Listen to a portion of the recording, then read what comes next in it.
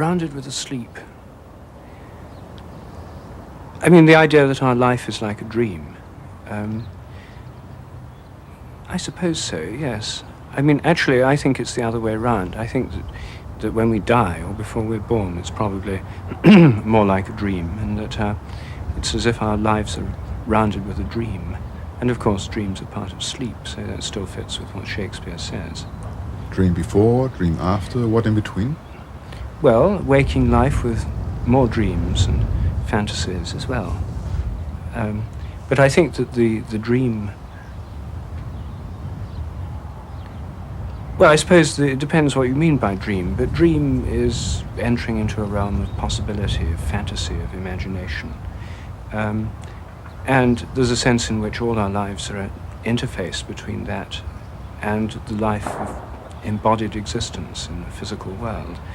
And I suppose part of the business of science is to explore that interface, because you could say scientific theories come from the dream realm. In fact, some of them come to people in dreams. But then there are many theories. When you test them against reality, you have to do experiments. And experiments are not quite so much like dreams. They're more like oracles. And I think the experimental method is best seen as a modern form of divination. You know, in the Roman times, people cut open animals and examined their entrails. Nowadays, scientists cut open animals and examine the physiology or whatever. You do an experiment, you look at some feature of the world, and you ask for an answer. This is just what diviners did and what the purpose of oracles was. So I think that the experiment serves the role of the oracle, and somehow these experiments modulate our scientific dreams, at any rate. They're subject to some kind of check, whereas the ordinary idea of a dream is that it's free, independent, and has nothing much to do except with one's memories and possibly one's future, one's desires, but is somehow unlimited by reality. Well, science is limited by reality through the experimental method.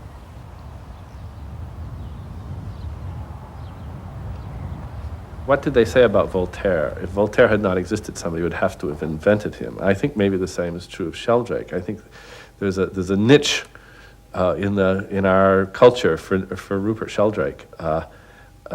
Extremely clever, I think completely wrong, but in such an ingenious way that it's fun to think about trying to prove what's wrong with it. I don't know his work. Again, Rupert? Rupert Sheldrake. He's from the UK, a biologist. The Presence of the Past, A New Science of Life, he wrote. You don't know him? Sorry. I love him as a human being. But he has a biological theory that I'm just convinced is close to totally wrong. But he's thought it through. He understands the philosophical basis of it. We're friendly adversaries. I once gave him a whole lecture of mine to express his views to my class. It was one of the most interesting classes we ever had. But I don't think he's right. Rupert Sheldrake. And so there again, I plead total ignorance. He is the one with the holistic approach of reality, so to say. Yes, no, well, I hate isms of any kind. The things I've heard people report of his general position are things that I don't find congenial, but I don't know them well enough to be able to say why I don't find them congenial. I shall find out, I've no doubt. He's not... You know, one has to make certain investment choices, and his was one of the, he's one of the people who I've never just invested the time in.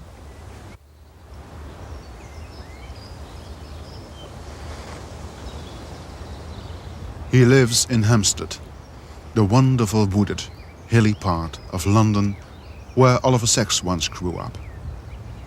Rupert Sheldrake, cytologist and biochemist, is to have a hard time on the occasion of the meeting with the 5 others. As yet, I have no idea if and how he is going to survive that battle. He wrote, "I'll show you how my hypothesis of formative causation leads towards a new and radically different evolutionary view on ourselves and the world we live in." No beating around the bush there. And it is true, too. If Sheldrake's ideas about morphogenetic fields are ever proved, he'll be the new Darwin and Einstein rolled into one. The sting and the fascination are in that little word, if. Later that afternoon, we'll speak of Sheldrake's strange experiments. But we start off with circumventory movements, the fascinations of his childhood, for instance. I was on the family willow farm. My grandmother's family grew willow trees for making baskets.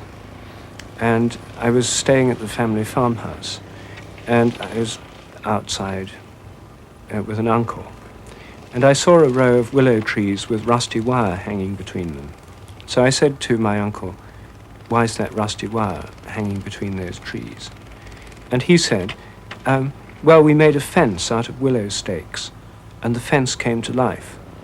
And I looked, and of course then I could see that each of these was like, you could see how each had been a fence post, and these wooden posts had formed shoots and roots, and it wasn't a fence anymore, it was a row of living trees.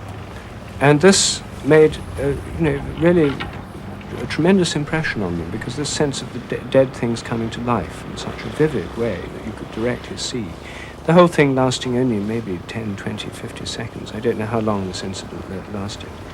But when I remembered it, this particularly vivid incident, I then saw, both to my surprise and delight, and also to some extent horror, that in this childhood memory was summarized much of my subsequent scientific career. I spent years working on plant development, on the behavior of isolated stem cuttings, and a lot of what I did subsequently was foreshadowed in this particular memory.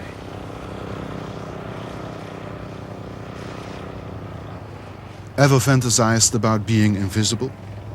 About getting to know it all and being able to change the world? No, says Sheldrake. About being able to read other people's thoughts? No, says Sheldrake. That our universe was an atom in the eye of someone in another universe, and that the atoms in our universe contained other solar systems. I did, yes, I did actually. I don't know how many people have this, but I vividly remember when I was a child, maybe 6 years old, I don't know my age, I was lying in bed, it was in the summer, in my bedroom, and I saw the dust in the sunlight as it came through the window, you know, when you watch dust particles move. And I was watching these dust particles. And then the idea came to me quite spontaneously that each of those particles might be a whole world, like our world. And in those worlds there might be people lying in bedrooms looking at dust particles, and each of those would be a world.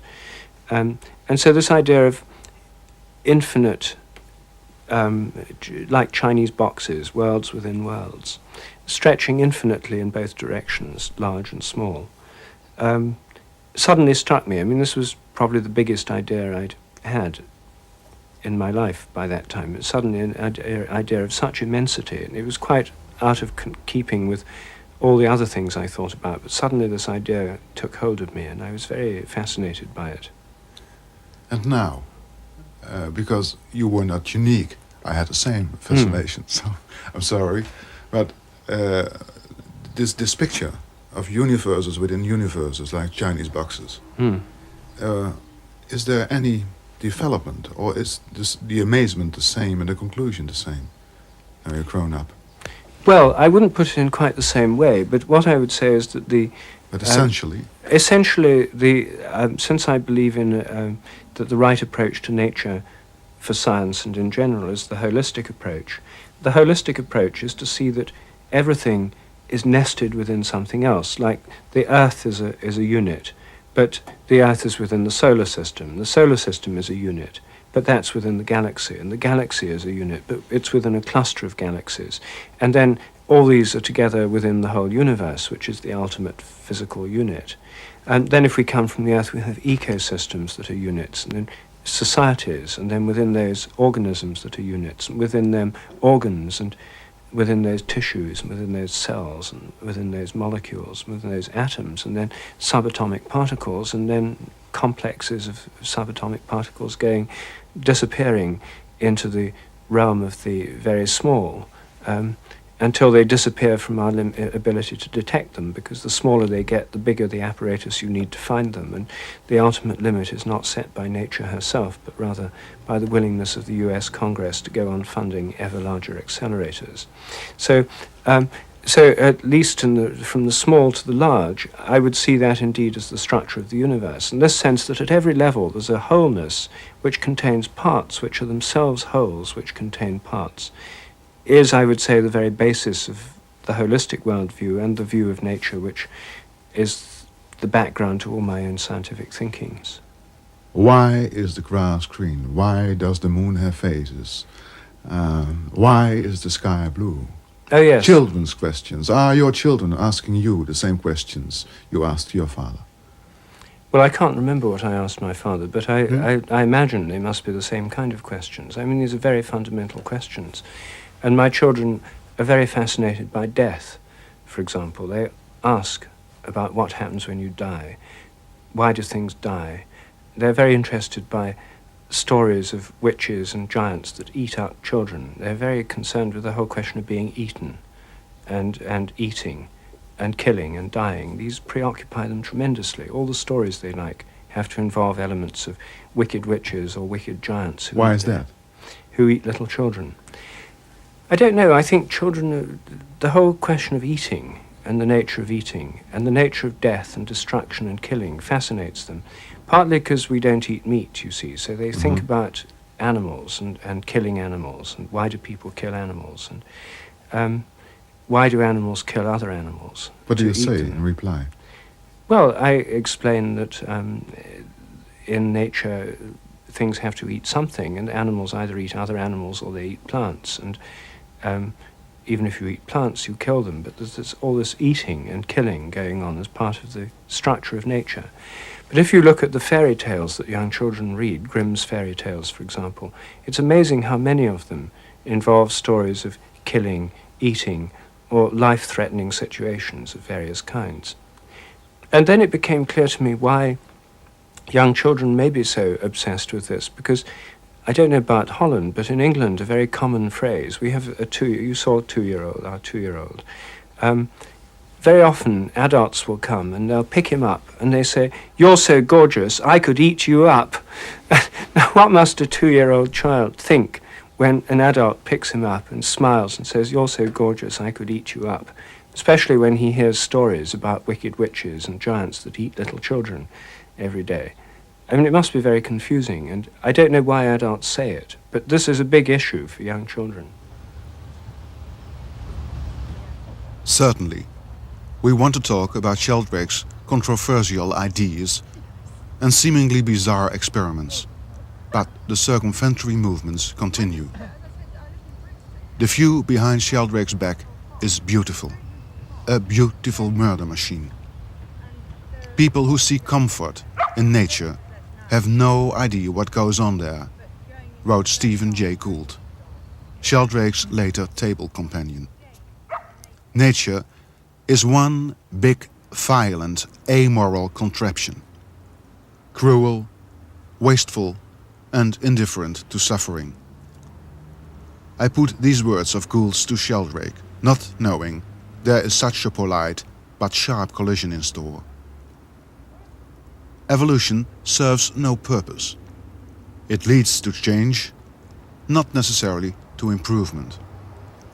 Of that blind evolutionary process, man is the glorious and bizarre, probably unintentional byproduct. The idea that man is the elevated end product of evolution is a perversity.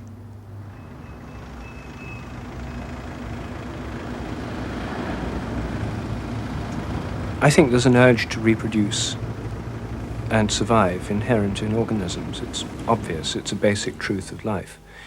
And I suppose the real question is there more to life than that? I mean, I think the problem with usual theories of purpose in evolution is most people who think there's a purpose in evolution think that the purpose is to produce modern scientists or modern Europeans or something like that. And I personally find it hard to believe that the purpose of the entire cosmos culminates in President Bush or something like that. I just don't find it a very plausible theory. So ones that are too human-centered seem to me inadequate theories of the purpose of evolution. So the trouble is that on the one hand, theories of cosmic purpose usually end up with what seems to me a rather banal sense of that purpose, namely the appearance of human beings on one small planet in a vast cosmos. And so I find a problem in saying, well, if there is a purpose, well, what is it? Perhaps the purpose is greater complexity, consciousness, self-consciousness. I mean, one could give answers like that. The strength of the Darwinian view seems to me that it emphasizes the importance of diversity. And it's very difficult to see, if you have a purposive view of evolution, why it should require so much diversity, unless diversity is in itself a purpose. Yes. You see, if we think the purpose of evolution is the evolution of human consciousness or the evolution of self-reflective intelligence or something like that, then why do we need 5 million species of beetles and butterflies in the Amazon alone? I mean, what is the purpose of this incredible diversity of life that we find here on Earth? Not just now, but in the past. Darwin wrote once in a letter what a book a devil's chaplain might write on the clumsy, wasteful, blundering, low, and horribly cruel works of nature. Talking about purpose. Yes, well, Darwin was very keen to expel purpose from nature because he became increasingly atheistic and he wanted to keep God out of it. So he had a hidden agenda, which was the expulsion of God from nature. He started by reacting against the theology of Paley, the blind watchmaker, well, the watchmaker god of Paley, that Richard Dawkins has described as the blind watchmaker. He was reacting against a theological view that treated animals and plants as machines made by an engineering god. This image of God as a kind of mechanical engineer was what Darwin rejected. And in rejecting this image of God, he wanted to reject purpose from nature and any sense of sudden jumps or any surprising creativity in nature. Well, he didn't know any better than anyone else does about what's really going on, but he had a hidden theological motive for saying what he did. And I think that we can see in the world what we want to see. One of the features of the universe is that it's reflexive. If we think everything in the universe is organized in polarities, we see polarity wherever we look. If we think it's all organized in threes, we see patterns of threes and trinities wherever we look, or fours. And if we want to see destruction, waste, and cruelty everywhere we look, we can see it in the human world and in the biological world. If we want to see cooperation, symbiosis, and mutual help, then again we can see it wherever we look in the human realm and in the natural realm as well. And I think that Darwin particularly emphasized the destructive aspects of nature, partly because of personal psychological motives and partly because he made destruction the primary creative power. How deep-rooted is this myth of striving upwards evolution leading towards man and consciousness? Because if I talk to people and I say, what is Darwinism all about? They say, survival of the best. Finally, human beings are the best, on top of the ladder. How deep-rooted is this myth of straitjacket, linear progress? Oh, I think it's terribly deep-rooted because I think the evolutionary idea in biology started from the evolutionary idea in human affairs. The idea of human progress came first, then it was generalized to biology, and then now to the cosmos. But the idea of human progress, which was part of the ideology of the late 18th century, the Enlightenment, the rationalists, was the idea that through the reason, particularly through scientific reason, modern man has risen above the superstitions of the Middle Ages, the Catholic religion, or indeed any religion, and that in turn has risen above the primitive, ignorant superstition of animistic tribes and societies, barbaric savages. And so this idea of human progress, culminating in the 18th century gentleman as the ultimate peak of the human development, from savagery or barbarism to civilization, and then from civilization to scientific civilization, and the Enlightenment intellectual being the peak of the whole thing.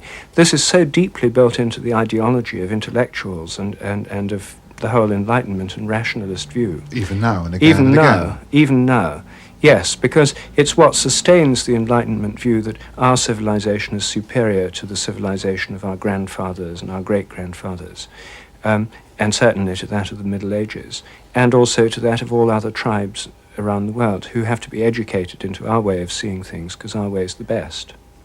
So this is still the standard ideology of the whole mainstream of Western thought.